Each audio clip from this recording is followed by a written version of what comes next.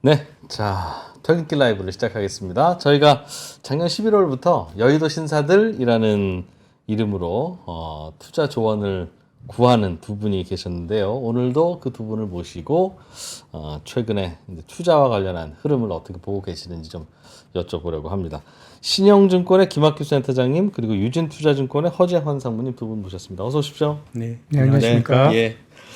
저희가 첫 시작을 봤더니 작년 11월이었는데 그때 그래서 2024년 시장 어떻게 보시는지 그거 좀 여쭤봤는데 어떻게 이제 하반기로는 곧 들어설 것 같고 네.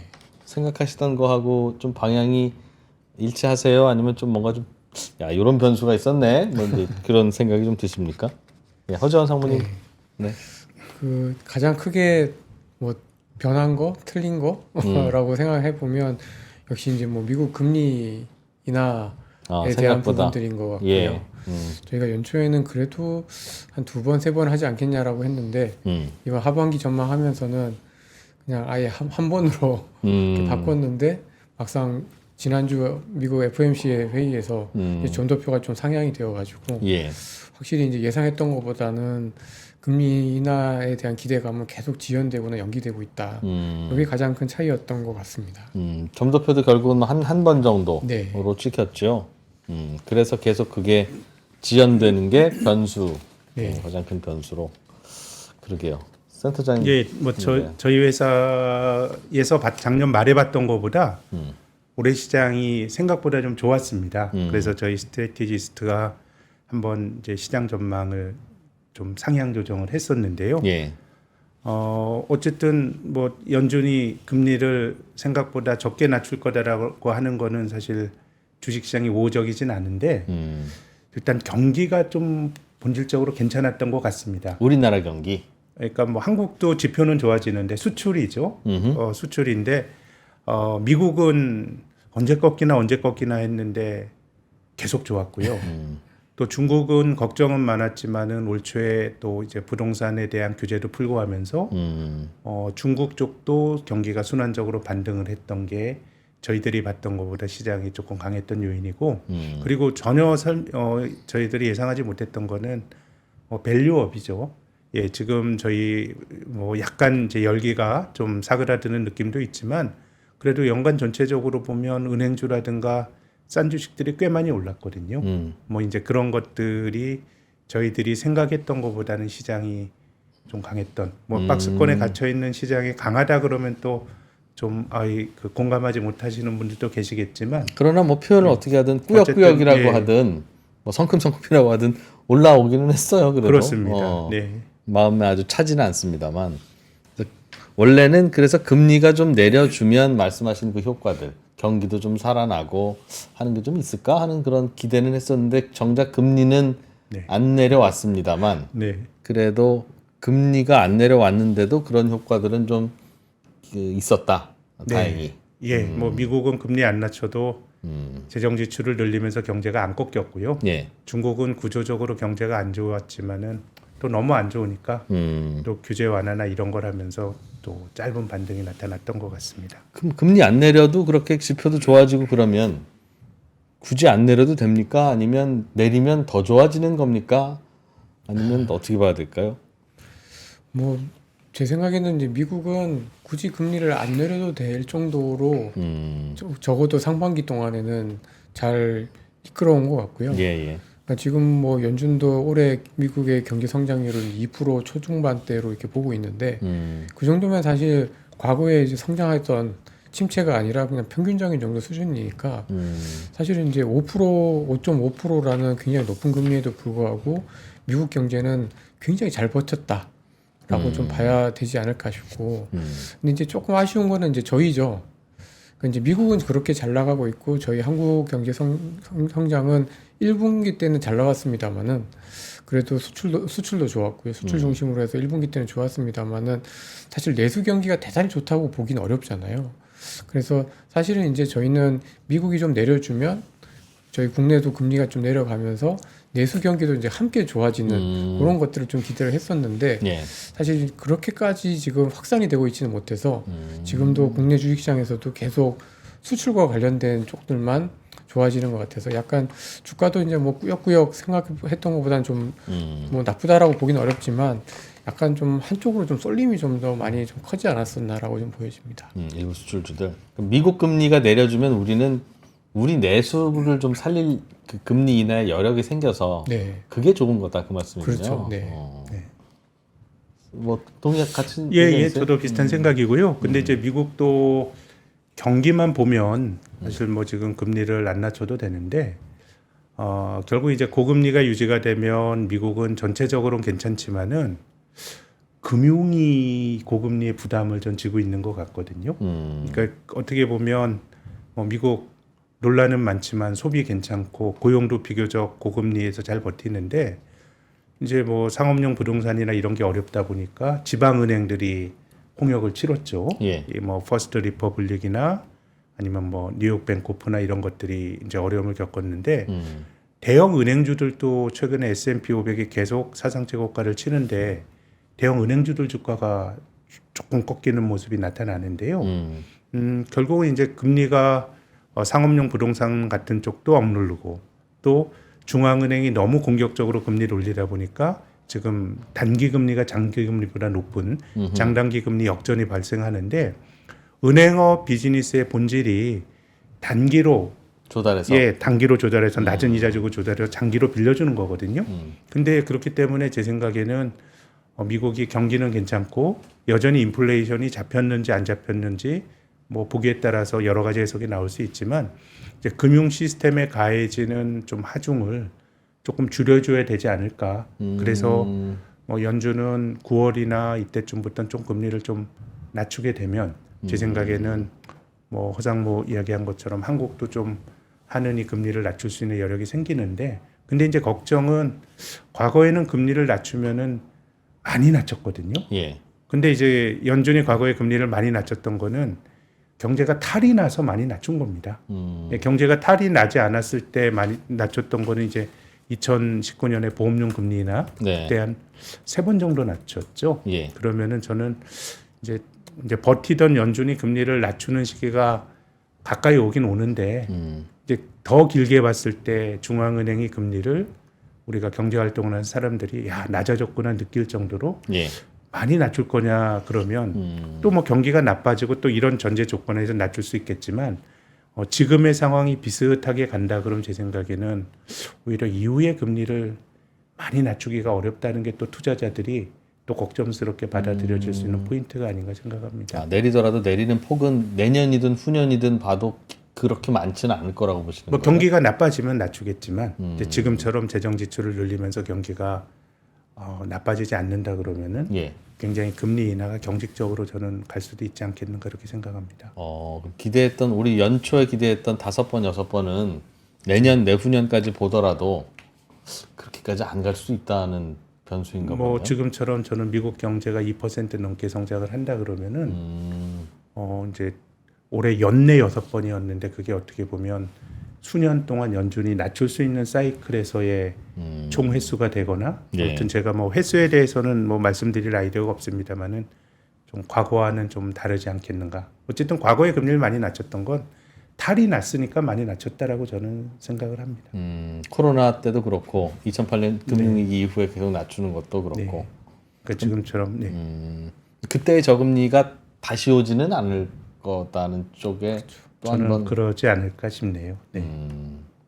그 부분에 대해서는 충분히 뭐 납득도 가고 이해도 되는데 항상 그거잖아요. 예를 들면 그 저금리는 저성장이랑 맞물려서 같은 세트고 고금리는 고성장이랑 세트인데 앞으로 최소한 중금리나 고금리가 유지될 거라면 그럼 성장도 중성장이나 고성장이 유지돼야 되는데 그거 그럴 수 있을까라는 그런 그렇게 될 거면 진작 됐지 왜 2008년 이후에는 계속 안 그렇다가 어떤 변수로 그럼 그게 됐다는 뜻인가 하는 궁금함은 듭니다. 어떻게 뭐 제 생각에는 여러 요인들이 있긴 하겠지만 그 미국의 경우 저희하고는 완전히 다른 네. 미국의 경우에는 그 2018년에 이제 트럼프가 들어오면서 이제 그 이민을 좀 많이 억제했다가 예. 코로나 터지고 이제 더 억제했다가요.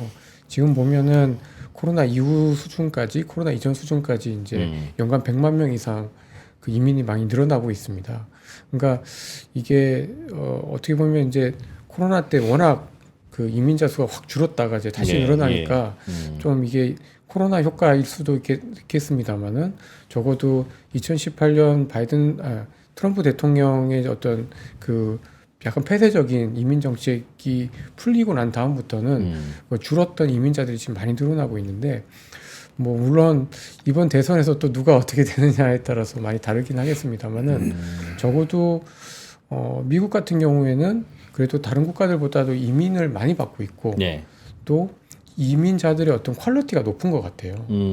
미국의 이민자들은 그래도 예를 들면 아시아 사람이라고 하면은 뭐 박사학위를 받든 석사학위를 받든 굉장히 이제 좀 고퀄리티의 이민자들이 많이 가고 있기 때문에 이 사람들이 어떤 미국의 생산성도 높여주면서 뭐 스타트업도 한다든지 이런 것들을 하면서 미국의 경제 성장률을 많이 끌어주고 있기 때문에 굳이 미국 같은 경우에는 코로나 이후에 이제 물론 비용이라든지 뭐 그 보호무역주의라든지 뭐 그 서플라이 체인망의 공급망의 변화라든지 이런 변화들 때문에 비교적 그 물가 수준이나 어떤 비용 수준이 높아진 것도 있지만 또 그렇게 이민자들이 들어오면서 다른 국가들한테는 없는 고성장을 할 수 있는 어떤 여건들을 좀 마련을 한 게 아닌가라는 생각이 좀 전 세계 인재의 블랙홀이 되어버린 미국이 네. 그걸 바탕으로 성장을 강화하고 있는 것 같다. 네, 거기다가 AI 쪽도 지금 물론 뭐 젠슨 왕도 물론 대만 사람이고 뭐 이런 것도 하기야 있긴 뭐 하지만 그러나 모든 일은 다 미국에서 벌어지고 네. 있죠.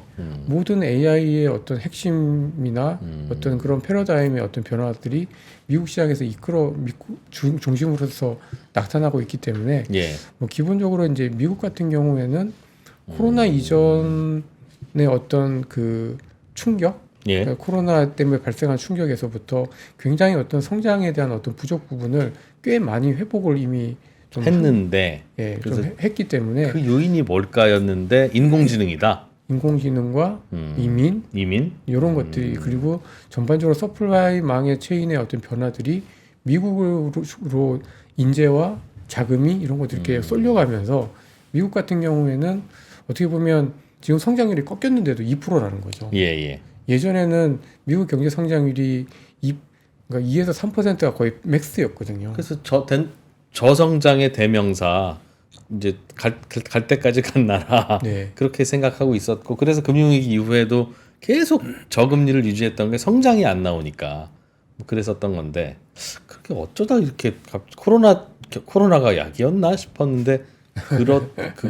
몇 가지 생각나는 게 있죠. 코로나 때 풀어놓은 돈이다. 네. 돈의 힘으로 미국이 이렇게 올라간 거다. 아니면 이제 말씀하신 대로 인공지능 아니면 그 중국과 싸우면서 다 공장을 미국으로 불러들이고 있지 않냐. 그게 변화다. 정도가 떠오르는 거긴 해요. 왜냐하면 인공지능은 나와서 세상을 복잡하게 만든 지 한 1년 남짓 됐으니까 그거는 너무 최근 일인 것 같고 그리고 이민자의 품질이 좋습니다라고 하는 건 계속 그랬었던 것 같아서 미국의 그거는 그래서 그 요인은 뭘까 이런 생각은 드는데 아무튼 뭐 그런 몇 가지가 조합이 돼서 미국은 당분간은 최소한 중성장 이상의 엔진은 계속 갈 거라고 생각하시는 거군요. 네, 저는 그렇게 좀 보고 있습니다. 알겠습니다. 같은 질문에 대해서는 혹시 좀 어떤 생각이 있으세요? 저는 미국 금리가 좀 높게 유지가 될 수 있다라고 보는데 말씀하신 것처럼 금리라고 하는 거는 어떻게 보면 이제 실질 금리에다 기대 인플레이션을 합친 건데요. 예. 근데 실질 금리는 우리가 좀 잘 구하기가 어려우니까 거기 이제 말씀하신 것처럼 GDP 성장률이 들어가는 거죠. 실질 GDP에 기대 인플레를 합친 건데 네. 일단은 지금은 인플레 자체가 뭐 물가도 높아지고 해가지고 기대 인플레가 높다는 것 자체가 성장과 무관하게 금리를 좀 높게 만들 수 있는 요인이고 또 두 번째는 어느 뭐 투자은행인지 모르겠는데 지난주인가요? 제가 내용은 안 읽어봤는데 2030년쯤 되면 미국 경제의 잠재 성장률이 한 3% 될 거다 그런 주장을 미국의 연구기관이 했거든요. 네. 그건 제 생각에는 이제 미국 경제 자체도 어쨌든 성장이 좀 되는 건데 그것이 뭐 인공지능일 수도 있고 저는 뭐 더 크게는 말씀하신 것처럼 세 개의 공장을 다 미국으로 가져오는 뭐 이런 효과가 있는 것 같아요. 그래서 저는 뭐 이제 뭐 지금 뭐 이런 전망을 하지만 경기가 나빠지고 그런 금리가 떨어질 텐데 지금 글로벌 경제에 내재되어 있는 하나의 큰 걱정은 불균형입니다. 어쨌든 뭐 나빠지더라도 미국이 한국보다 여러 가지 조건이 좋거든요. 예. 그럼 이제 미국의 금리가 한국보다 높을 가능성이 높고 그렇게 되면 기축통화국의 금리가 높다는 거는 글로벌 금융환경 자체를 상당히 긴축적으로 만들고 다른 나라들이 힘들어지는 거예요. 힘들어지죠. 하느니 뭐 금리 낮추고 싶어도 뭐 미국과의 금리 차를 봐야 되고 그래서 뭐 미국도 상당 금리가 좀 많이 떨어지지 않을 거라 같다는 생각은 드는데 그거야 뭐 미국 경제가 잘 나가서 그런다 그러면 그들은 어쨌든 돌아가는 구조인데 미국 밖의 나라들이 미국의 높은 금리 때문에 좀 압박을 받을 수 있다라고 하는 게 장기적으로 보면 이제 글로벌 경제가 직면해 있는 하나의 불균형적인 요인이라고 저는 봅니다. 역사적으로 비슷한 시기가 좀 있었을까요? 그러니까 그때처럼 그렇게 될 거야 앞으로 아니면 이렇게 미국만 잘 나가고 중심 국가만 금리가 높고 성장도 있으며 네. 주변은 계속 그냥 그쪽으로 빨려 들어가기만 해서 네. 물론 우리처럼 이제 수출을 좀 하는 나라는 미국 경기 좋은 게 또 도움이 그나마 예 맞습니다. 그나마 되기는 네, 합니다만 네. 뭐 그날 미국 본토에서 만든다고 하니 수출도 뭐 얼마나 되겠나 이제 시간 지나면 이런 걱정도 들고 해서 예전에 그래도 겪었던 이런 시즌이 지나간다고 봐야 돼요 아니면 그동안 못 겪었던 그런 경험들을 앞으로 그런 말씀하신 대로 이제 미국이 새로 성장 엔진을 장착하면서 우리는 그런 경험을 하게 될 걸로 봐야 될까요? 근데 90년대 후반도 좀 이랬던 것 같긴 하네요. 그때 미국이 IT 혁명을 주도하면서 미국은 본질적으로 굉장히 좋았잖아요. 예. 지금 뭐 엔비디아가 하듯이 그 당시에 이제 미국의 여러 가지 인터넷 기업들이 주도를 했었고 그 국면에서 이제 신흥국들은 외환위기를 맞고 하면서 크게 보면 이제 뭐 그 미국이 신흥국보다 좋았던 시절이 90년대 후반이 떠오르는데 그때도 그 기간을 퉁쳐놓고 보면 미국의 GDP 성장률이 신흥국보다 높진 않았을 거예요. 네, 네. 그렇게 본다 그러면 지금 이 시기가 저는 조금 이례적인 시기인 것 같다는 생각은 드네요. 그러게요. 그리고 그게 뭔가 이제 글로벌로 순환하면서 미국이 한번 이렇게 좋다가 다시 또 미국 이외의 다른 나라가 좋다가 이렇게 서로 균형 맞추는 게 아니라 네. 그냥 맞아요. 미국이 독주를 하다 보면 좋은 데가 계속 더 좋아지는. 단절이죠. 예. 지금 보면 글로벌 경제가 세계화 시대에는 사실 미국이 좋아지면 다 좋았거든요. 다 그렇죠. 미국에 물건 팔면서. 근데 지금 미국 경제 이렇게 잘 나가는데 일본 1분기 GDP가 역성장이잖아요. 유로존도 경기가 안 좋고 좀 어수선하잖아요. 예. 그렇게 본다 그러면 아무튼 좀 뭔가 미국이 좋은 게 다른 쪽으로 퍼져나가는 그런 소위 낙수 효과가 확실히 좀 약해진 듯한 느낌은 듭니다. 같은 질문인데 중요한 것 같아서요. 그래서 채팅창에서도 벌써 그래 QQQ를 더 담아야 되는 거야 그러면서 코멘트 하시는 것도 같고 지금까지 이제 이렇게 주가의 퍼포먼스가 다른 게 설명하신 그런 배경이었을 텐데 지금부터는 다시 그럼 뭔가 이제 다시 균형이 맞아지고 하는 거냐 아니면 말씀하신 대로 야, 이게 그런 구조적으로 그렇게 균형 맞춰질 구조는 아닐 수도 있을 것 같아요. 라면 뭐 지금이라도 더 QQQ든 뭐든 담아야 되는 건지를 고민해야 될 거라서 그 질문에 대한 의견을 좀 듣고 싶습니다. 뭐 저는 개인적으로는 지금 그렇다고 해서 이제 보통 그 어떤 경제 구조가 이렇게 크게 리셋을 되려면 외부적인 충격이 한번 있을 때 그렇게 되더라고요. 예, 예. 그러니까 어떤 저희가 이제 일반적으로 아는 그런 변화들이 있었는데 그게 이제 정말 우리 수면 위로 떠오를 때는 항상 보면은 위기가 있었던 것 같거든요. 그런 위기가 발생하기 전까지는 뭐 원래 살던 대로 이제 사람들이 어떤 생활 방식이 어떤 관성의 법칙이라는 게 있기 때문에 쭉 진행이 되게 되는데 저는 그래서 지금의 어떤 구조, 그러니까 지금 현재 미국으로 돈과 인력과 기술이 다 이제 빨려 들어가는 그런 상황이다라고 하면 여기에 이제 커지려면 뭔가 미국에서 뭐 버블이 터지든지 아니면 미국의 어떤 정부 부채가 너무 많아서 더 이상은 뭐 그 감당이 안 돼서 이제 굉장히 좀 고강도의 어떤 그 재정 긴축을 한다든지 예. 이런 것들이 좀 나와주는 어떤 충격이 나와야지 이런 것들이 좀 변화가 되지 않을까라는 생각이 좀 들고요. 그래서 보통 그 전까지는 지금의 추세나 지금의 어떤 저희가 느끼는 어떤 그런 미국과 미국 아닌 국가들과의 어떤 괴리가 쉽사리 줄어들기는 되게 좀 쉽지 않지 않겠나라고 좀 보여집니다. 그렇군요. 그 두 분의 의견이 같네요. 거기에 대해서는. 그리고 지금 보면 저는 제일 조금 깨림직한 게 예. 전쟁인 것 같아요. 전쟁. 전쟁. 그러니까 미국은 지금 뭐 전쟁이 이제 내부적인 전쟁은 없는 물론 예, 이제 그렇죠. 갈등은 많지만 예, 예. 근데 어쨌든 유럽은 지금 어쨌든 러시아 우크라이나 어떤 갈등들이 계속해서 나오면서 좀 힘든 상태이고 아시아 같은 경우에도 계속 그 남태평양 그 남중 국해를 둘러싼 여러 가지 어떤 지정학적인 갈등들이 좀 남아 있는 상태인 거잖아요. 예. 그리고 전체적으로 이제 어떤 계층 간의 갈등들이 계속해서 나오면서 지금 최근 들어서 뭐 이머징 국가들 내에서 성공한 나라들 보면은 다 지금 조금 극우 아니면 극좌가 이렇게 막 이렇게 부각이 되는 이런 세대다 보니까 전반적으로 미국이 아닌 다른 지역들에 대한 어떤 지정학적인 사회적인 불안도가 굉장히 높은 게 아닌가라는 생각도 들고 그런 데서 그렇다면 공장을 짓고 기술 개발하고 이런 것들이 잘 되기가 쉽지 않다라는 거죠. 미국 이외의 나라들에서 예. 그것도 미국으로 쏠리는 거네요. 예. 그래서 야. 그러니까 미국 내에서 뭔가 좀 그 갈등들의 요인들이 팍 터지는 게 나오지 않는 이상은 당분간은 돈은 글로 가지 않을까라고 좀 보여집니다. 그 전쟁도 미국에서 나기는 좀 쉽지는 않고 그리고 이제 걱정하는 거품이 터지거나 하는 어떤 미국 자체의 금융의 문제들은 상상을 할 수 있는데 점점 더 최근 한 2, 30년 사이에 그 위기 극복의 이른바 기술, 테크닉, 중앙은행의 여러 가지 수단들이 굉장히 많이 발전한 것 같아서 그렇죠. 예, 그것조차도 기대하기도 좀 쉽지 않을 것 같고.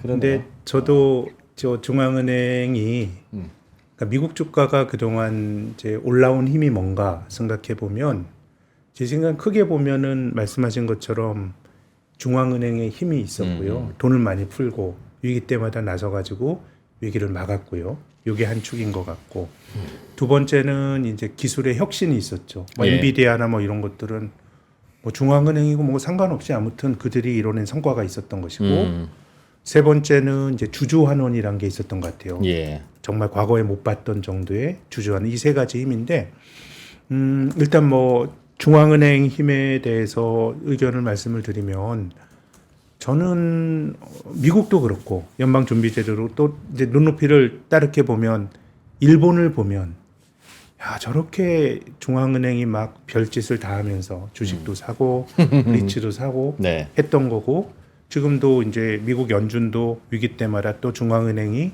나설 거란 기대가 있는데 네.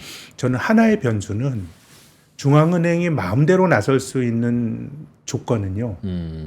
이 인플레이션 압력이 없을 때거든요. 예. 우리가 이제 MMT 현대화폐이론이라고 하는 그 진보적인 경제학자들의 주장도 정부 가만히 있지 말고 정부가 돈 쓰고 중앙은행은 정부 도와줘서 국채를 매수해서 정부의 그 재정 지출의 재원을 마련해 주라고 하지만 단서를 다는 거는 물가 상승 압력이 없을 때예요. 예. 근데 이제 지금은 인플레이션이 존재하고 특히나 저는 글로벌 인플레이션의 중요한 그 원인이 정부가 돈을 많이 쓰기 때문인 것 같거든요. 미국 정부가. 예. 그렇게 되면 저는 계속해서 중앙은행이 과연 막아줄 거냐. 인플레 압박이 없을 때와 예. 지금처럼 인플레이션 압박이 현존하는 상황에서의 중앙은행의 역할이라 그러면 우리가 봤던 중앙은행의 전지전능함은 인플레 압박이 없던 시절의 중앙은행이 아니었을까라는 생각은 좀 하게 됩니다. 그러니까 금리 낮추고 돈 풀고 하는 거가 중앙은행이 주로 이제 도와주는 수단인데 네. 금융시장 입장에서 보면 그게 쉽지는 않을 거다. 그래서 혹시 그렇지 않을까? 근데 그런 조건 하에서만 작동했던 게 아닌가라는 생각을 이제 하게 되는 거죠. 생각해보니 그러네요. 사실은 이렇게 물가도 오르고 경기가 미국 입장에서 보면 뜨거울 때는 사실 정부 지출을 줄여야 균형이 맞는 건데. 네, 저는 그 좀 여러 가지 불균형을 미국의 인플레를 높게 만들고 또 자신이 돈을 씀으로써 뭔가 이제 여러 가지 글로벌 불균형도 만들고 뭐 그런 생각이 드네요. 그런 정도가 과거에 비해서 약간의 핸디캡이라면 핸디캡이다. 핸디캡 치고는 좀 가벼운 것 같습니다. 저는 좀 큰 것 같은데. 아 그래요? 예. 중앙은행이 여차하면 나서기 그러니까 뭐 어려운 중앙은행이 뭐 상황이라는 게. 저의 의견과는 다르게 그래도 중앙은행이 막아줄 수 있어라는 주장을 저는 할 수도 있다고 보는데, 근데 저는 2008년 이후로 자산시장의 가장 결정적인 힘 하나를 뽑자 그러면 저는 중앙은행의 적극적 역할이었다고 저는 봅니다. 경기는 나쁘지만 돈은 풀어주니까. 네, 근데 지금은 경기는 좋지만 돈은 안 풀어주는 상황으로 바뀌는 것인데 네. 그게 투자자들 입장에서는 오히려 더 나쁜 것 같다. 더 나쁜지는 모르겠지만 중앙은행이 과거처럼 아주 적극적으로 역할을 하기에는 인플레이션이라고 하는 제약 조건이 저는 생긴 게 아닌가라고 생각합니다. 그 과거에 보면 그러니까 미국은 이제 기축통화국이니까 네. 그러니까 GDP 대비 예를 들어서 정부 부채 비율이 굉장히 높아도 버틸 어쨌든 수 지금까지 있죠. 버티고 있는 네. 거잖아요. 근데 저희가 이제 일반적으로 아는 선진국들도 한계가 한 번씩 도달을 하거든요.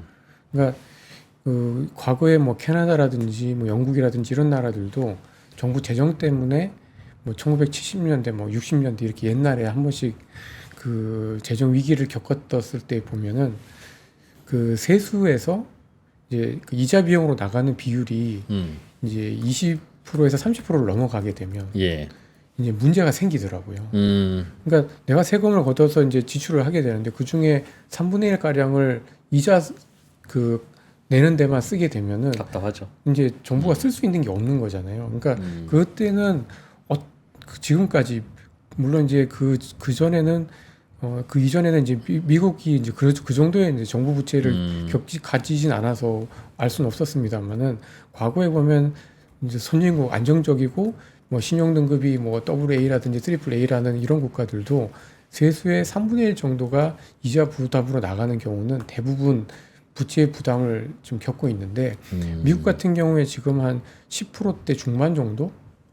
그러니까 이게 영원하지는 않다라는 겁니다. 그러니까 언젠가는 올 텐데 이제 근데 저희 이제 투자는 적어도 뭐 1년, 뭐 3년, 5년 이렇게 생각하면 뭐 그 안에 올까는 싶은데 그래도 한계는 분명히 오고 있고 최근 들어서 IMF가 이제 미국의 정부 부채에 대해서 이제 경고 메시지를 낸 거는 저는 이제 그 부분에 있어서 적어도 바운더리가 조금씩 생기고 있는 거라는 거를 이제 좀 경고를 하게 된 게 아닌가 멀지만 싶습니다. 신경은 쓰이는 게 네. 미국 정부 부채의 증가다. 그래서 저는 그 부분이 언젠가는 도달을 할 텐데 예상보다 빨리 오느냐 적게 오느냐가 이제 아니면 뒤늦게 오느냐 그 부분이 좀 문제지 않나 싶습니다. 정부 부채라는 게 그게 제대로만 활용되면 초기에는 그 부채를 활용해서 여기저기 투자를 하지만 그게 곧 다시 추수가 되잖아요. 그렇죠. 그러면서 세수가 늘어나면서 오히려 이제 GDP 대비 부채 비율은 줄어드는. 그러니까 정부 부채 적극적으로 좀 생산적으로 씁시다라는 걸 텐데 투자되는 방향은 괜찮다고 보세요. 보통 이제 그거를 국민들한테 저 복지로 나눠주고 하다 보면 이제 걷잡을 수 없는 악순환인데 미국은 그러고 있는 건지 그건 잘 모르겠어서. 근데 미국도 저희랑 비슷한 문제가 있는 것 같거든요. 그러니까 이제 코로나 때 워낙 저소득층에 대해서 예. 이제 그 소위 말해서 이제 복지 재정을 많이 늘려놨는데 예. 저희도 한국 가계 이제 그 소득 지출을 보면은 3분위 4분위 그러니까 중간층의 어떤 적자 가구 비율이 되게 높아지면서 오히려 소득 1분위나 5분위는 괜찮은데 중간층이 저희도 많이 힘들거든요. 근데 미국도 비슷한 현상들이 나타나고 있습니다. 그러니까 너무 바이든 정부 들어온 시기하고 이게 코로나19가 같이 맞닥뜨려져서 그런지 모르겠습니다만은 미국도 보면은 이 중간층에서 약간 그 가계의 어떤 건전성이 의외로 이렇게 복지지를 많이 쓰고 있는데도 불구하고 나빠지는 걸 보면은 약간 복지로 많이 가고 있는 게 아닌가라는 생각이 좀 듭니다. 김학균 센터장님이 지적해주신 물가가 오르고 금리가 높을 수밖에 없는 이 구조는 이른바 Fed Put, 그러니까 중앙은행이 언제든지 출동해서 돈 풀고 금리 낮춰서 금융시장을 살려줄 거다. 네. 미국인들의 노후가 그 401k 미국 주식에 달려 있는데 그걸 망칠 리가 있느냐라고 하는 그런 든든한 우구는 사라진 게 어찌 보면 예전보다도 금융시장, 주식시장을 바라보는 건 조금 불안하게 오히려 느껴지기도 한다는 그 말씀에 대해서는 동의가 되세요? 저는 조금은 동의가 됩니다. 근데 이제 당장보다는 이제 아마도 길게 봤을 때 그런 문제들이 좀 더 도달하지 않을까 싶고, 예. 근데 적어도 이게 한계는 분명히 있을 것 같아요. 이게 영원히 그렇게 쓸 수는 없는 거거든요. 그렇겠죠. 저는 그냥 혼자는 걱정인 게 지금 우리도 미국 주식 지금이라도 들어가야 돼, 미국 주식 사야 되는 거 아니야? 라는 생각을 이제 하고 또 자유롭게 미국 주식 투자하게 된 지가 뭐 아주 길지는 않잖아요. 근데 한국인뿐만 아니라 유럽인, 인도인, 중국인, 일본인, 아시아인 지금 이 토론을 실은 인도네시아 말로 해도 그래 우리 저거 궁금해라고 할 만한 그런 이슈지 않습니까? 그러니까 전 세계가 다 똑같은 고민, 똑같은 생각하다가 비슷한 결론 내릴 것 같은데 그러면 미국 주식이 이게 뭐 밸류에이션 뭐 이런 거 고민할 게 아니라 그냥 자칫하면 품절되는 거 아닌가? 네. 그 수급 차원에서 보면 네. 뭐 다른 포트폴리오들도 괜찮아 보여야 이제 담으면서 같이 담고 그러는데 다 그냥 미국으로 빨려들면서 나머지가 이렇게 죽어가는 그런 게 되다 보니 그런 걱정도 들어요. 오늘 조간신문 봤더니 전체 주식형 펀드의 전 세계 94%가 미국으로 간다고 하더라고요. 그래요? 그래서 저는 뭐 이제 상대적인 어떤 투자 우위를 따져서 아예 뭐 인도네시아보다 미국이 낫네, 또 한국보다 미국이 낫네, 뭐 이런 의사결정 내릴 수 있다고 생각합니다. 근데 그 미국 자체가 상대적으로 낫다는 것과 주식 투자라는 게 상대적으로 뭘 찾아야 된 우위를 찾는 것도 맞지만은 또 뭐 미국도 안 될 수가 있는 거거든요. 물론 그렇죠. 이제 그런 거라 그러면 이제 미국을 그 비교 우위의 관점에서라기보다는 조금 어쨌든 많이 오른 자산은 엄격한 기준으로 봐야 되고 물론 이제 뭐 엄격하게 하다가 돈을 못 벌었다라고 하는 그 반론도 맞는데 예. 근데 저는 이런 특히 이제 밸류에이션이 높은 종목들이 막 올라가고 할 때는 조금 엄격한 기준으로 좀 미국 자체에 대해서 좀 봐야 되는 거 아닌가라는 생각이 들고요. 또 이제 지금으로 보면 미국 시장이 빠지겠어, 빠지면 다 살려 그러지라고 하는데요. 떨어지면 못 사요. 그냥 우리가 떨어진다라고 하는 건 모든 조건이 동일한데 가격만 떨어지는 걸 생각하는데 그럴 리는 떨어질 없죠. 때 어디 뭐 그렇겠어요. 또 그 기후라고 하더라도 여러 가지 걱정거리들이 예컨대 우리가 말한 뭐 재정이나 네. 뭐 이런 것들이 반영이 돼서 또 떨어지다 보면은 저는 지금의 센티멘트는 많이 갈 것 같은데 도리어 저는 그렇게 극심한 쏠림이 있었을 때 많이 조심해야 된다라고 보는 쪽입니다. 예, 제가 뭐 언제 꺾일 거다 이런 거는 뭐 잘 모르겠지만 네. 영원히 가는 자산은 없고 굉장히 엄격한 기준으로 지금 도리어 봐야 되는 거 아닌가라는 생각이 드네요. 근데 이제 저는 그러니까 이제 미국 시장에서 이제 조정의 폭을 한 번씩 이렇게 좀 살펴보거든요. 네.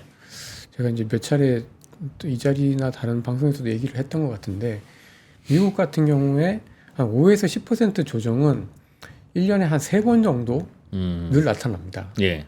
근데 이제 15% 넘는 조정은 1년에 한 번 정도 나오고요. 20%에서 30%가 되는 조정은 거의 한 5년에 한 번 정도 나타나거든요. 그러니까 2022년에 그러니까 그 나스닥이 한 30% 빠지고 S&P 500이 한 17% 빠지면서 주가 조정이 좀 컸었잖아요. 예.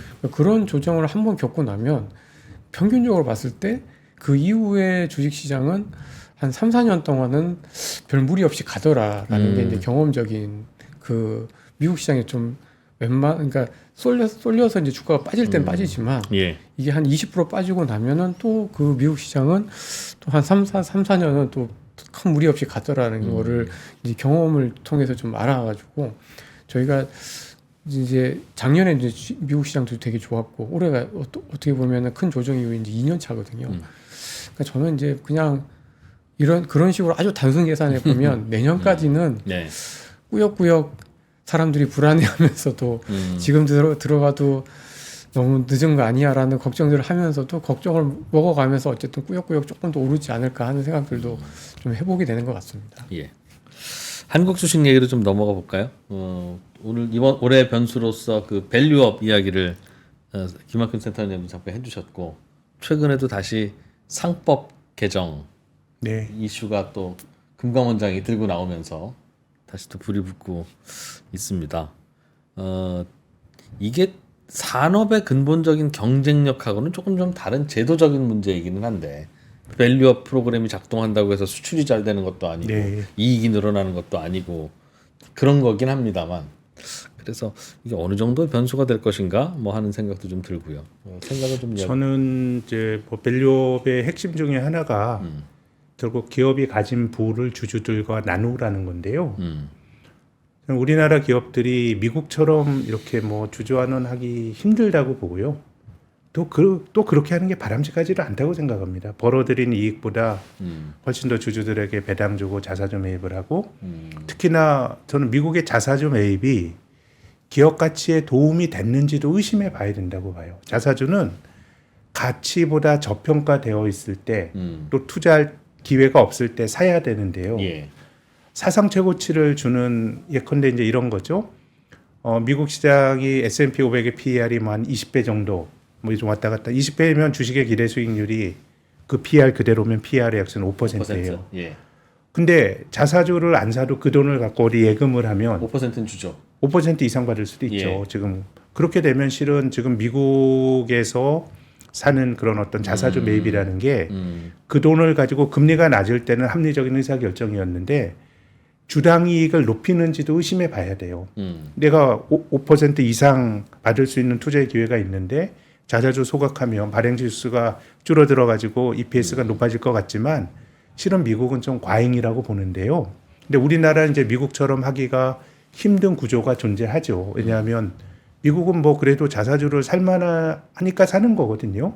뭐 설비 투자도 필요 없고 뭐 이렇게 하는데 한국이나 일본이나 중국과 같은 나라는 뭐 기본적으로 장치 산업 중심이니까 어느 정도 자기 자본을 무겁게 가져가야 됩니다. 그래서 뭐 미국과 같은 주주 환원을 기대할 수는 없는데 그래도 우리나라 기업들의 주주 환원이 중국과 일본보다 낮은 거는 이거는 좀 온당한가? 이제 그런 문제의식을 하게 되는 거고요. 그래서 저는 균형점이 한국은 너무 주주들을 좀 약간 좀 저는 홀대받는다고 보는데요. 미국은 너무 주주들만 생각하고 한국이 이제 좋아질 여지가 있는데 저는 일본을 보면서 저는 좀 그래도 기대를 갖고 있는 게 일본이 지난 10여 년 동안 뭐 여러 가지 실험을 했는데 일본 경제가 본질적으로 좋아졌다라고 말하기는 좀 힘들다고 봐요. 왜냐하면 일본의 명목 GDP는 되게 개선이 됐어요. 예. 물가를 감안한 인플레에서 탈피하니까 굉장히 중요한 의미인데 실질 GDP는 정체예요. 이게 좀 복잡하게 들릴 수도 있지만 우리가 명목값을 실질이라고 하는 거는 예. 가격의 변화를 통해서 뭘 더 만들고 하는 건데 일본은 오직 인플레 효과만 있고 그것이 새로운 어떤 그 물량을 더 만드는 쪽으로 전이가 안 된 거거든요. 예. 근데 일본 주식이 많이 올랐잖아요. 저는 일본은 가지고 있는 부를 한번 잘 나눴다고 생각해요. 전 세계에서 PBR이 제일 낮은 나라 한국이고 그다음이 일본인데 과거에 우리가 잘해서 일본이나 한국이나 개발연대 자기 자본 많이 쌓아놓는데 예. 주식이 주가가 너무 낮았던 거거든요. 그래서 저는 한국에서 벌어지고 있는 일단 부를 한번 나누자라고 하는 게 이게 뭐 잘 된다는 보장은 물론 없죠. 밸류업에 대한 저항도 있을 테고 그렇지만 이게 1, 2년짜리가 아니고 저는 일본을 보면 뭐 1950년대부터 40년 잘했던 거를 한번 나누면서 주가가 한 10년 오른 것 같거든요. 최근에. 네, 저는 그렇게 봅니다. 그렇게 본다면 우리나라도 이 밸류업의 효과를 너무 단기로 볼 일도 아니고 이것이 주주 친화적으로 이제 바뀌게 되면은 상당히 강한 임팩트. 좀 뭐 냉소적으로 말하면 옛날에 우리 선배들이 벌어놓은 부를 또 까먹으면서 주식 좋았네라고 할 수도 있지만 워낙 한국이나 일본이나 과거에 쌓아놓은 게 많은 나라이기 때문에 이게 잘 되면 저는 뭐 성장이 아주 강하지 않더라도 이 부를 한번 나누는 과정에서 주주들에게 굉장히 좋은 또 장이 오지 않을까. 멀티플 올리는 효과는 있을 것이다. 저는 그런 기대를 갖고 있습니다. 그러니까 저는 이제 그 다른 것보다는 그 아까도 이제 김학수 센터장님께서 이제 주주들이 홀대받았다라는 표현을 하셨는데 좀 그런 게 있는 것 같거든요. 그러니까 분명히 이제 대주주들이 어떻게 보면 뭐 그 자회사들을 이렇게 더블 상장을 한다든지 이런 식으로 하면서 어떻게 보면 국내 기업의 이익을 이렇게 취합하는 데 있어서 약간 더블 카운팅 되는 부분들도 좀 있을 거고 예. 그 다음에 이런 이제 자사주가 아니라 이제 블록딜 같은 걸 하면서 이제 개인 투자자들한테 약간 좀 그 손실이 가는 그런 부분들이 또 분명히 좀 있는 거잖아요. 그래서 그런 부분들에 대해서 그건 무슨 말씀이세요? 블록딜과 관련한. 그러니까 이제 대주주들끼리 이제 약간 할인해서 팔죠? 주식을 예. 사고 파는 과정에서 주가가 이렇게 급락하면서 어떻게 보면 대주들은 그 필요에 따라서 이제 사고 팔고를 하는데 예. 개인 투자자들은 이제 들고 있다가 갑자기 주식이 이제 뭐 할인돼서 이렇게 거래되면서 급락을 하게 되면서 손해를 보는 경우 이런 것들 그런 투명성이 사실 별로 없고 공시가 충분치 않거나 그러니까 이제 물론 이제 그런 정책들에 대해서 이제 7월 말부터 이제 그 내부자 거래에 대해서는 이제 사전 공시를 한 달 전에 이제 하게끔 하는 그런 법률이 2년이 지나서 이제 시행이 되거든요. 예. 그러니까 그런 걸 보면은 어쨌든 대한민국 그 금융시장 또는 이제 주식시장에서 이 개인 투자자들이나 어떤 소액주주들이 사실은 홀대 받았다라고 보는 게 저는 맞지 않았나라고 생각이 좀 드는데 그런 관점에서 어쨌든 밸류업이라고 해서 어떤 그 수익을 나누는 어떤 그런 구조에 대해서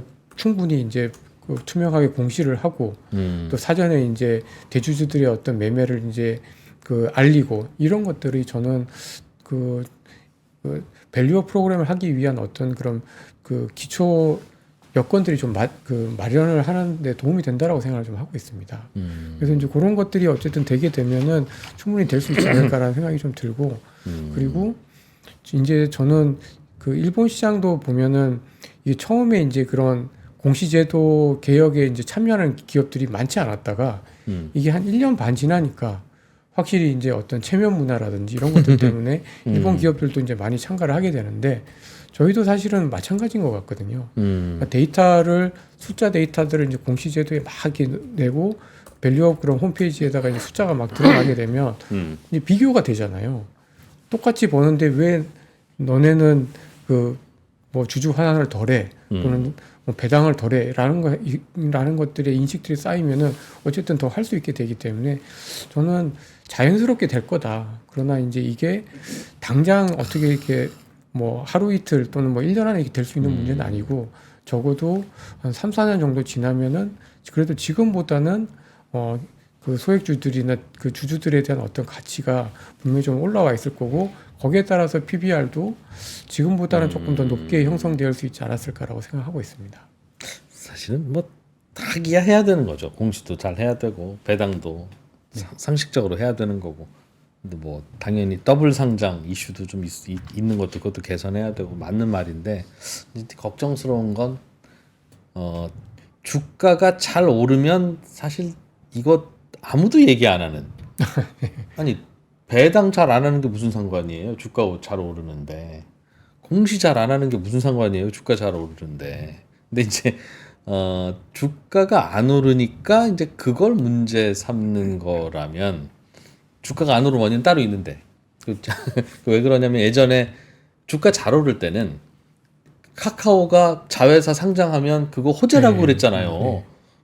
야 상장 주식이 더 좋지 비상장 주식이 좋아? 비상장으로 있다가 상장되면 더 좋지.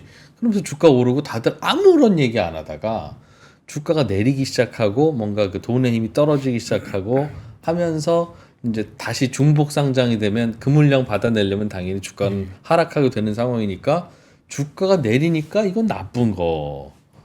본질적으로 보면 나쁘기도 한데 예전에는 오를 때는 별 얘기 없다가 이제 문제가 생기니까 그런 것들 때문이다라고 하는 거는 혹시 아니냐? 왜냐 이게 뭔가 논란을 하는 분들에 대해서 반론을 하는 게 아니라 그런 거죠. 그러니까 이제 피부가 안 좋아지는 건 나이 들어서 그러는 건데 나이 드니까 허리 아프고 그러니까 허리 아파서 피부가 나빠지는 건가? 허리를 좀 나으면 이걸 좀 고쳐줄 수 있나? 이런 식으로 혹시 생각하고 있는 거는 아닌가 싶어서 이게 물론 당연히 있기는 있어야 되고 당연히 이건 주가 오르건 안 오르건 관계없이 당연히 지켜져야 할 룰인데 그게 그게 원인이었는 게 맞았나? 하는 저는 생각은 일본이 들었어요. 사실 뭐 일본이나 한국이나 비슷한 기질을 가진 나라거든요. 주식시장보다 주식시장 뭐 조금 뭐 국민 경제 중심은 아니고. 근데 일본이 지난 10년 동안 그런 변화를 이뤄낼 수 있었던 건 역설적으로 구조적으로 망가지니까 뭔가 한 거거든요. 근데 우리 시장도 보면 코로나 직후에 전 일종의 몰핀이라고 생각하는데 올라갔지만 네. 실은 반짝이었고 크게 보면 우리나라 주가 지수가 2007년도에 2000 갔는데 지금 한 17년 지나서 지금 2700이면 연율로 한 1.5%밖에 못 오른 겁니다. 그러니까 이미 이게 이제 지속이 되고 있는 거고 또 이 과정에서 한국 경제에서 나타났던 중요한 변화는 주식 투자하는 사람들이 많아졌고 그래서 지금 상법 개정 이런 것도 사실 지금 여당의 의제가 아니었어요. 예. 이거는 야당의 의제였어요. 근데 지금 여당이 이런 얘기 하는 것이 저는 뭐 그 속마음이야 모르겠지만 물리적으로 주식 투자하는 사람들이 많아졌기 때문에 저는 한국도 뭔가 돌아오지 못할 이게 뭐 잘 된다는 보장은 없어요. 그렇지만은 제가 증권회사에서 일하면서 이 주식시장에 대한 의제가 이렇게 지속성을 가졌던 적은 없었던 것 같아요. 그렇게 본다 그럼 저는 한국이 중요한 첫발을 디뎠다라는 데에서는 굉장히 중요한 의미를 부여하고 싶고요. 그랬던 것 같습니다. 그리고 또 이제 일본이 우리식의 밸류업 이야기를 했던 거는 작년에 나왔어요. 작년 4월부터 나왔지만 일본이 뭔가 주주권 행사가 강화되고 했던 거는 2014년부터 쭉 지속이 됐고 그래서 이제 우리가 투자하는 사람들 입장에서는 작년부터 한국 사람들이 이제 일본 주식도 사요. 근데 일본 주식이 좋아진 거는 2013년부터 올해까지 따지면은 한 12년 되나요? 예. 그 중에서 코스피가 일본을 이겼던 게 2번밖에 없어요. 그 이전부터 일본 주식 올라가고 계속, 있었고 예. 그 직전에 10년 보면 일본이 한국 이겼던 게 한 2번밖에 없거든요. 네. 그래서 알게 모르게 그런 변화들이 저는 일본이 진행이 들어왔다. 되어 왔다고 보니까 그래서 이거를 너무 단기간에 한국의 관행이 바뀔 거다라고 보는 것도 과한 기대인데 다만 어쨌든 뭐 말씀하신 것처럼 주가 올라가게 되면 사람들이 다 너그러워진 건 맞지만 더블 카운팅으로 중복 상장하는 거는 미국 같은 데서 안 그러잖아요. 그 문제죠. 예, 그 여쭙고 안 그런 싶은 건 거잖아요. 그런 거라 그러면 네. 예. 저는 이제는 사람들이 뭔가 변화가 생기고 또 그것이 또 물리적으로 충분한 그 머릿수가 뒷받침이 돼서 그것이 현실적으로 정치적인 힘으로도 저는 존재하고 있다고 생각하거든요.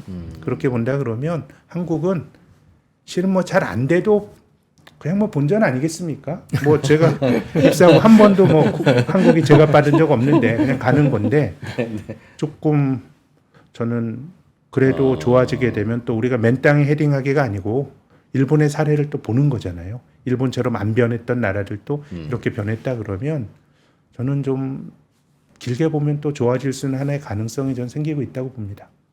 예전에 카카오 자회사 상장할 때는 상장하는 게 호재라고 하던 시절에는 우리는 그 말씀은. 왜 그랬던 거예요? 우리는 그때 그러면 똑같은 상황에서 예. LG 에너지 솔루션이 이중 상장할 때는 나쁘다고 하고 주가도 내리고 그랬는데 그래서 그때 처음에 그거 할 때 어떤 전문가들은 좋은 거라고 하고 어떤 전문가들은 나쁜 거라고 했다가 완전히 이제 판이 갈렸었잖아요. 그때 우리는 왜 그랬을까요? 카카오 자회사도 상장할 때는 왜 상장을 해도 호재고 안 해도 호재고 왜 그렇게 해석을 했을까요? 그러니까 그 주식시장에서 단기적인 주가에 대한 해석은 거의 90%가 그 당시 시황에 따라 결정이 됩니다.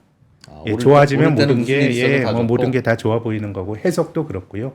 그래서 저는 이걸 지금은 어쨌든 좀 거리를 두고 보면 이제 그런 행동은 저는 기존 주주들에게 피해를 주는 행동이었다고 생각을 하고요. 예, 이제 그런 스탠다드가 한국이 전 잡혀 나가는 거 아닌가 이런 기대를 합니다. 허재환 상무님 밸류업에 대해서는 그 일본 사례도 들어주셨고 김학김 센터장님도 맞다 일본이 그런 변화가 있었는데 일본이랑 우리랑 다른 게 뭐냐 우리도 간다 그런 기대를 섞인 말씀해 주셨는데 그 어떻게 보십니까?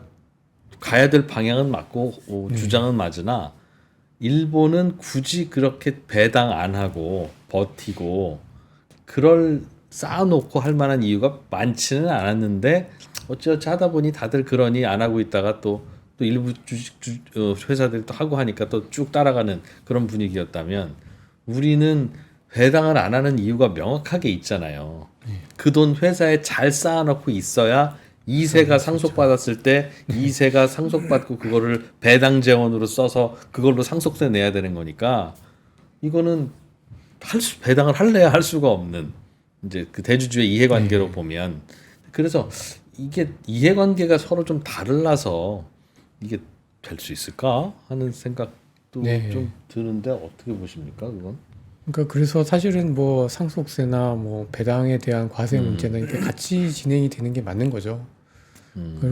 그리고 그럴 때 아무래도 그 이제 지금 이제 논의가 되고 있는 지금 이제 그 올해 이제 물론 총선에서 이제 워낙 여당이 져서 조금 퇴색되긴 했습니다만은 사실 같이 논의가 됐던 거잖아요. 비슷한 시기에.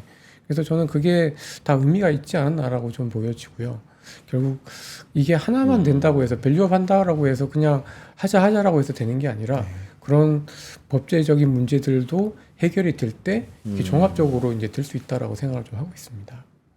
그러게요. 예, 상속세 같은 경우도 저는 이 지금 상속세를 주가에다 매기잖아요. 주가가 시총에 그렇죠. 예, 주가에 매기는데 상속세도 올라가는. 저는 그런 게 어떻게 보면 이 8, 90년대 세상을 풍미했던 시장 원리주의적인 생각이 좀 반영된 것 같아요. 주가는 막 움직이는데 예컨대 강세장에서 선대에게 상속받으면 세금 많이 내고 약세장에서 하게 되면 세금 적게 내고 합리적이지 않거든요. 그렇죠. 그래서 저는 어차피 주가가 100% 합리성을 가지고 있다라고 보는 관점에서 보면 상속세를 주가에 매기는 게 맞는데 저처럼 시장이라고 하는 거는 뭐 대체로 합리적이지만 늘 합리적이지 않다고 생각을 하면 예컨대 이런 아이디어도 가질 수 있을 것 같아요. 상속세를 증권회사 이제 들어오면 신입사원들이 뭐 기업의 본질 가치 이런 거에 따라 매기거든요. 자산 가치와 수익 가치 같은 걸. 그래서 저는 상속세의 경우도 주가와의 연결고리를 끊어내면 굳이 뭐 주가 올라가는 걸 대주주들이 사실 싫어할 이유는 없는데 기본적으로 기업이 가지고 있는 가치가 과연 지금 가지고 있는 자산이나 눈에 보이는 가치인지 주가인지에 따라서는 조금 다른 결론이 내려질 수 있고 물론 뭐 이제 주가와의 연동 관계를 끊게 되면은 벤처기업이나 시총은 엄청나게 큰 기업들은 실은 어떻게 보면 뭐 안 내게 되는 것도 있기 때문에 어쨌든 다 약점은 있는데 저는 한국은 주가와 상속세의 연결고리를 끊어낸다 그러면 세수와도 상관없어요. PBR이 뭐 낮은 기업은 더 많이 낼 테고요. PBR이 높은 기업은 적게 내는 거니까. 그래서 저는 뭐 여러 가지로 우리가 논의해 볼 수 있는 기회가 생기는 건데 어쨌든 지금 우리 사회에서 이런 것들이 공론의 장위에 올라온 거 아닌가. 그래서 근데 뭐 상속세를 낮추자는 거는 보수적인 뭐 언론이나 늘 주장했던 거예요. 그렇지만 저는 지금 논의가 되는 거는 과거보다는 조금 더 진지하다라는 생각을 갖는데 허상무 말씀드린 것처럼 이게 뭐 저평가된 건 단지 뭐 한 가지 이유라기보다 여러 가지 것들이 뒤섞여 있는 건데요. 그래도 이제 기대를 걸고 있는 건 아무튼 주식하는 사람들이 많아졌고 또 국민 경제 전체적으로 보더라도 우리가 일해서 GDP 뭐 늘리고 이런 것도 필요한데 우리나라 명목 GDP는 뭐 한 2,500~600조 될 테고요. 가계 금융자산 한 5,000조 정도가 됐습니다. 뭐 가계부채 2,000조 퉁쳐도 실물 경제보다 금융자산이 훨씬 커요. 이렇게 잘 쌓인 나라가 별로 없는 건데 이걸 잘 우리가 운용을 해야 연금의 문제 많은 것들이 저는 우리가 투자를 잘함으로써 국민경제 전체적으로도 예전에는 일부 주식 투자하는 사람들의 문제에서 조금 좀 범위가 좀 넓어진 것 같거든요. 보편적인 문제로. 우리나라가 그렇게 좀 괜찮은 상황이에요. 금융자산이 특히. 그럼요. 그런 나라가 별로 없죠. 이렇게 성공적으로 가계자산을 축적한 나라가 별로 없죠. 부동산에 많이 쏠려 있다고도 하는데. 네, 그거 빼고 나머지 금융자산도 5,000조가 넘고요. 그 부채 가계부채 2,000조를 빼도 순금융자산이 GDP보다 크니까 관점을 바꿔야죠. 이걸 잘 운용하는 것도 국부란 관점에서 굉장히 이제 중요해졌다고 봅니다. 그건 미국 주식, 한국 주식 운용을 잘해서 그런가 봐요. 아직은 근데 이제 미국으로 돈이 많이 갔지만 아직도 한국 사람들이 충분히 자산 배분이 뭐 많이 되진 않았어요. 여전히 홈바이어스가 심하죠. 하기야 뭐 그 가계 부채라고 하는 게 누군가한테는 바로 자산이니까요. 그렇죠. 그러다 보면 같이 늘어나는 것 같기는 한데.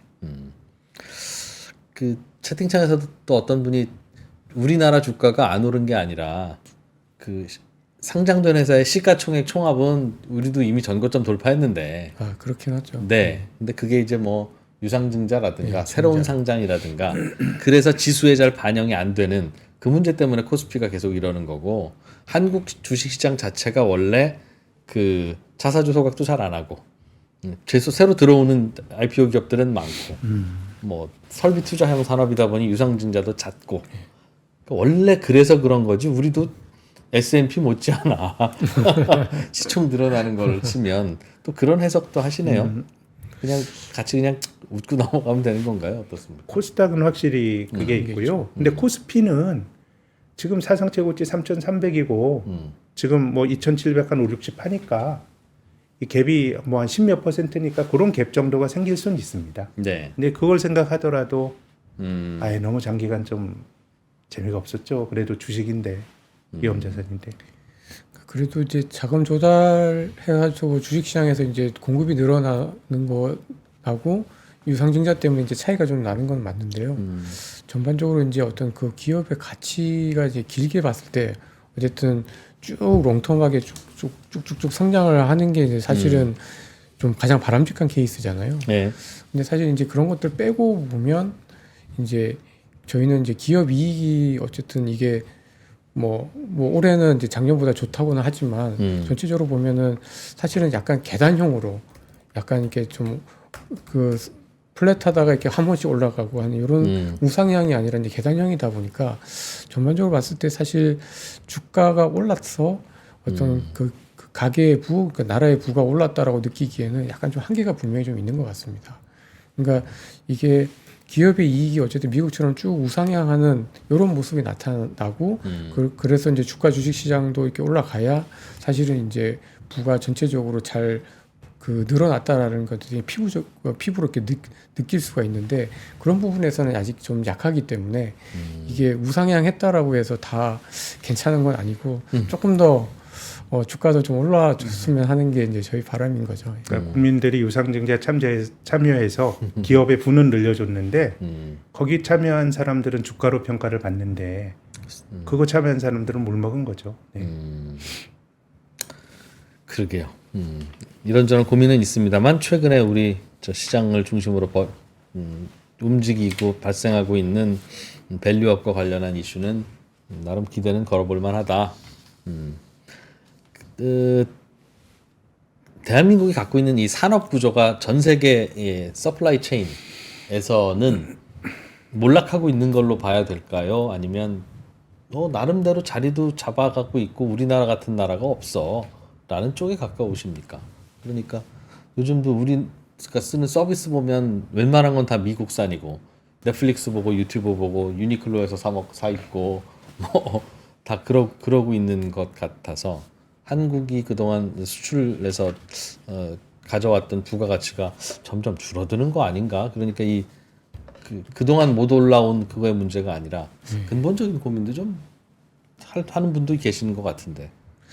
근데 이제 제가 느끼기에는 코로나 터지고 어쨌든 그 굉장히 빠르게 온라인화가 진행이 되면서 많은 것들이 좀 바뀐 것 같아요. 그러니까 이제 사람들이 쓰는 서비스도 이제 뭐 이제는 뭐 넷플릭스나 그 다음에 뭐 쿠팡이나 이런 것들이 이제 거의 생필품처럼 이제 쓰이게 되면서 예전에는 뭐 좋으면 하고 싫으면 안 하는 그런 것들이 이제는 이제 생필품이 되면서 전체적으로 이제 산업의 어떤 구조, 산업의 패러다임, 산업의 선호도가 또 코로나 이후에 많이 바뀐 것 같거든요. 근데 그런 과정에서 봤을 때 이제 전통적인 어떤 제조업 중심의 어떤 장치 산업 중심이었던 한국 제조업에 대한 어떤 선호도나 서플라이 체인이 과거에 비해서는 확실히 좀 퇴색이 된 건 맞는데 그렇다고 해서 저희가 못한다라고 저는 생각하지는 않고 있고요. 그러니까 이제 물론 이제 중국이 되게 잘 나갔을 때보다야 그 서플라이 체인망에 있어서의 어떤 중요도가 좀 떨어진 건 사실이긴 하지만 또 나름대로는 저는 경쟁력은 있다라고 좀 판단을 좀 하고 있습니다. 그러게요. 뭐 한 5년 전, 6년 전 상황이 우리한테 너무 최적으로 글로벌 서플라이 체인이 만들어져서 변화가 있는 게 그냥 불안해서 그런 건지는 잘 모르겠는데 그렇게 같이 뭐 비슷하게 보세요? 아니면 네, 전반적으로 저는 흐름이 예. 미국이랑 비교하면은 그런데요. 근데 그런 걱정이 없는 나라가 미국 빼고는 다 있을 것 같은데 그렇죠. 그렇게 예. 보면 뭐 우리나라가 나름 저는 경쟁력을 갖고 있다고 봅니다. 네. 자 오늘 잠깐 한가한 틈을 타서 또 여의도의 신사들 두 분 모시고 이런저런 급하지는 않지만 중요한 이야기 나눠봤습니다. 오늘 여의도 신사들 오늘은 여기까지 해서 잠깐 마무리를 짓고 또 따로 두 분 뭐 모시거나 따로 모시거나 이제 해야 될 하기로 한 것 같은데 이제 시청자들 투자자들께 하시고 싶은 혹은 하셔야 하는 저는 오늘 뭐 이야기가 있으시면 해주시고 아니면 제가 얘기할 요즘 뭐 시장이 좀 그 되는 종목들만 너무 올라가고 이제 되는 자산들만 이제 올라가다 보니까 약간 좀 건전한 조정 또는 건전한 어떤 그 순환이라는 것들이 좀 많이 사라진 것 같아요. 그러다 보니까 이제 시장 전체로만 보면은 조금 재미가 없구나 좀 힘들고 근데 이제 또 주식을 하는 분들 입장에서도 어떤 분들은 굉장히 핫한 시장이고 어떤 분들은 굉장히 차가운 시장이고 예. 그래서 좀 괴리가 좀 큰 것 같은데 저는 좀 이제 이것도 어떻게 보면 좀 그런 그 변화의 어떤 과정인 것 같아요. 그러니까 그 늘 비슷한 국면들은 있지만 똑같진 않잖아요. 그래서 저는 지금의 주식시장도 또 새로운 국면들을 반영하는 그런 상황이기 때문에 이럴 때 또 좀 저희가 잘 적응해 나가는 정책들 그런 좀 용기가 좀 필요하지 않나. 그래서 올해 또 저희는 시장의 어떤 그 온도차가 굉장히 좀 클 텐데 오히려 요럴 때에 좀 중심을 잘 잡고 너무 이렇게 또 쏠리는 쪽으로 좀 따라가지 않는 전략들이 좀 필요하지 않나라고 보여집니다. 길게 돌이켜 보면 쏠릴 때 같이 따라갔었어야 되는데라는 후회보다는 돌이켜 보면 그때가 그냥 자제할 때였었구나 하는 생각을 항상 하게 되는데 한복판에 있으면 그런 생각이 잘 안 드는 것 같긴 합니다. 얼마나 배워야 깨닫게 될지는 모르겠는데. 네, 두 분 오늘 또 고생 많으셨고 그동안에도 좋은 말씀 주셔서 다시 한번 감사드리겠습니다. 다음번에도 따로 또 여쭤보고 모시고 하겠습니다. 고맙습니다. 네, 네, 감사합니다. 신영증권의 김학균 센터장님, 유진투자증권의 허재한 상무님이었습니다. 박근영, 이선영, 사경인, 염승환 투자 마스터들의 세심한 케어로 건강한 투자 습관을 만드세요. 3프로 멤버십 3프로 앱에서 확인하세요.